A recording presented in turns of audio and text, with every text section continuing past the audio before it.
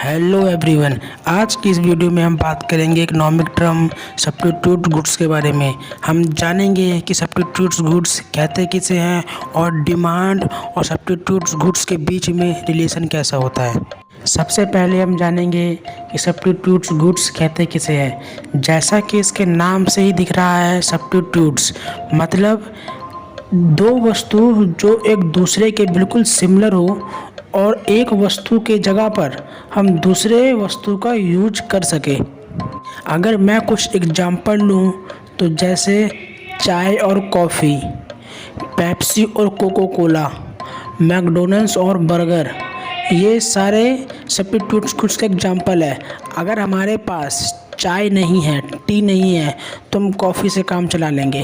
अगर हमें मार्केट में कोक नहीं मिल रही तो हम पेप्सी से काम चला लेंगे। अगर आज के दिन मैकडोनल्ड्स बंद है तो हम बर्गर किंग के पास जाकर बर्गर खा सकते हैं।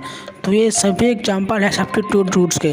सब्स्टिट्यूट गुड्स वो गुड्स होते हैं जो एक दूसरे के सिमिलर हो और एक के स्थान पर हम दूसरे का प्रयोग कर सकें। अब हम बात करेंगे कि डिमांड और सब्स्टिट्यूट गुड्स के बीच में क्या रिलेशन है।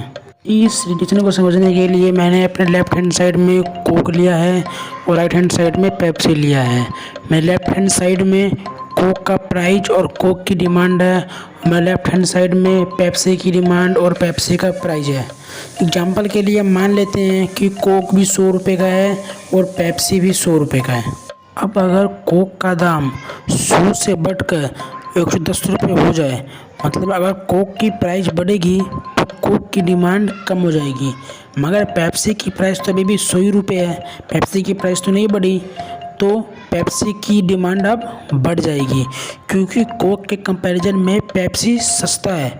कोक 10 रुपये का मिल रहा है और पेप्सी 100 रुपये की मिल रही है। तो अगर कोक की कीमत प्राइस बढ़ती है मगर पेप्सी की प्राइस अभी भी 100 रुपये सेम ही है, तो कोक की डिमांड कम हो जाएगी और पेप्सी की डिमांड बढ़ जाएगी। अब अगर इसी के अपोजिट कोक का प्राइस 100 रुपये से कम होकर 90 रुपये हो जाए, तो कोक का प्राइस कम हो गया तो कोक की डिमांड बढ़ जाएगी। मगर पेप्सी के प्राइस में अभी कोई चेंज नहीं हुआ तो पेप्सी की डिमांड भी कम हो जाएगी क्योंकि कोक के कंपैरिजन में पेप्सी अभी भी 100 रुपये का मिल रहा है।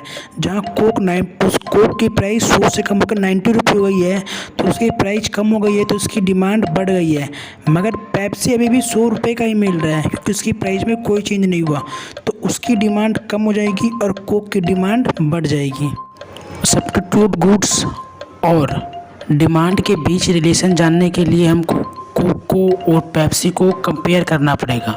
हम देख सकते हैं कि जब पेप्सी की प्राइस बढ़ रही है तो कोक की डिमांड बढ़ रही है और जब पेप्सी की प्राइस कम हो रही है तब कोक की डिमांड भी कम हो रही है।